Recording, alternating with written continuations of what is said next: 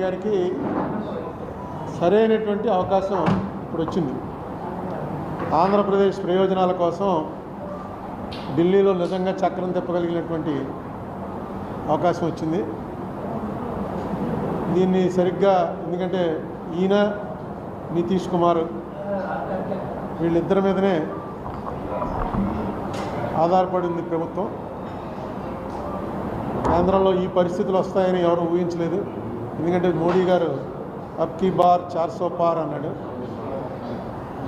అది పని జరగలేదు. చివరికి ఆంధ్రప్రదేశ్లో వచ్చినటువంటి రిజల్ట్స్ మీదే ప్రధానంగా ఆధారపడి మోడీ గారు అక్కడ ప్రధానమంత్రి అయ్యే అవకాశం వచ్చింది. అందుకే ఆయన పార్లమెంట్లో మాట్లాడుతూ పక్కనే పవన్ కళ్యాణ్ చూపించి ఏ పవన్ నహి ఆంధీ హై అన్నాడు. అంటే పవన్ అంటే గాలి, ఇది మామూలు గాలి కాదు, పెను తుఫాను. ఆంధీ అంటే తుఫాన్ కన్నా పెద్దది. ఉప్పెనలు మన దివిసీమ ఉప్పెన అలాంటిదన్నమాట.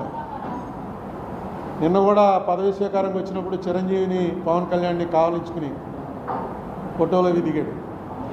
కారణం ఏంటంటే పవన్ కళ్యాణ్ గారు చాలాసార్లు చెప్పారనుకోండి, ఆయన వెళ్ళి తాపత్రయపడకపోతే ఈ ఎలియన్స్ కుదిరేది కాదు. ఈ ఎలియన్స్ కుదరకపోయినా ఇక్కడ చంద్రబాబు నాయుడు పవన్ కళ్యాణ్కి వచ్చిన నష్టం ఏం లేదు. ఏమో ఇంకా బీజేపీతో లేకపోతే ఇంకా 1-2 సీట్లు పెరిగినేమో కూడాను. మోడీకి మాత్రం ఈ ఎలియన్స్ లేకపోతే ఏమోనో రిజల్ట్ వచ్చాక తెలిసింది. 293లో 21 తీసేస్తే 1 సీట్ ఎక్స్ట్రాలో ఉంటాడు. 1-2 వచ్చిన వాళ్ళు దాదాపుగా 30 మంది దాటున్నారు. అసలు మోడీ గారు ప్రధానమంత్రి అయ్యేవాడా లేదా అని కూడా అనుమానం వస్తుంది. ఇక్కడ 3 పార్టీలు కలిసి పోటీ చేశాయి కాబట్టి మోడీ గారికి స్మూత్గా మళ్ళీ ప్రధానిగా పదవి స్వీకారం చేసే అవకాశం వచ్చింది.